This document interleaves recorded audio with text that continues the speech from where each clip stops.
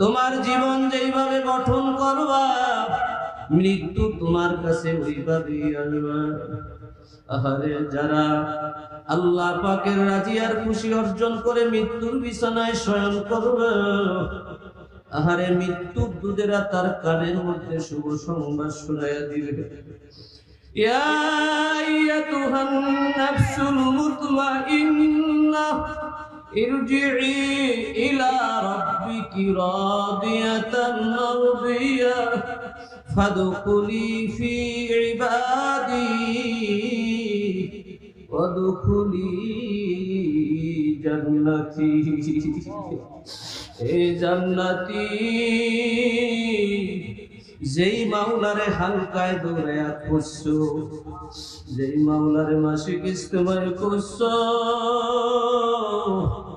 যেই মাওলার প্রেমে পইরা আহার নিদ্রা বাদ দিয়া বলছো লা ইলাহা ইল্লাল্লাহ, লা ইলাহা ইল্লাল্লাহ, লা ইলাহা ইল্লাল্লাহ, লা ইলাহা ইল্লাল্লাহ, লা ইলাহা ইল্লাল্লাহ, লা ইলাহা ইল্লাল্লাহ। যেই মাওলার পাগল হয়েছিলাম, এই যে তোমার চোখের সামনে জান্নাত দেখতে পারছো, ওই জান্নাতের ভিতরে তোমার মাসুক মাওলা আছে।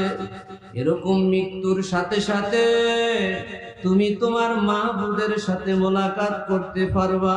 বলেন সুবহানাল্লাহ।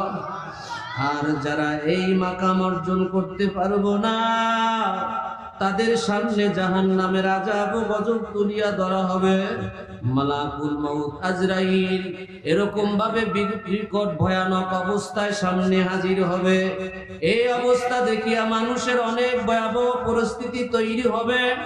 অতএব ভাইরা আমার, সংক্ষিপ্ত কথা হলো, যে যেখানে আছো না কেন, অনুগ্রহপূর্বক ময়দানে এসে বসে পড়ো।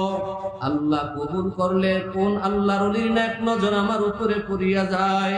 কখন আমি যে এরকম ভাবে আল্লাহর ওলিদের নেক নজরে পড়িয়া আমি যেন নেককার হতে পারি। এজন্য সকলের কাছে বিনীত অনুরোধ, আসো আমরা এই ময়দানে বসিয়া যাই।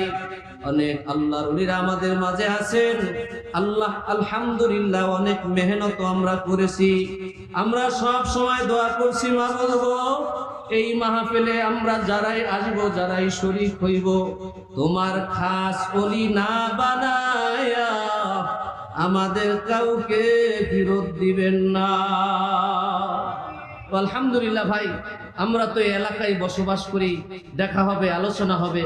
তো আমরা অনেক অনেক কোরবানির মাধ্যমে যে রত্ন মানিক আমাদের মাঝে পেয়েছি অল্প সময়ের ব্যবধানে, আমরা এখন তারই মহামূল্যবান বাণী আল্লাহ তাআলা যদি তৌফিক দান করেন শুনবো।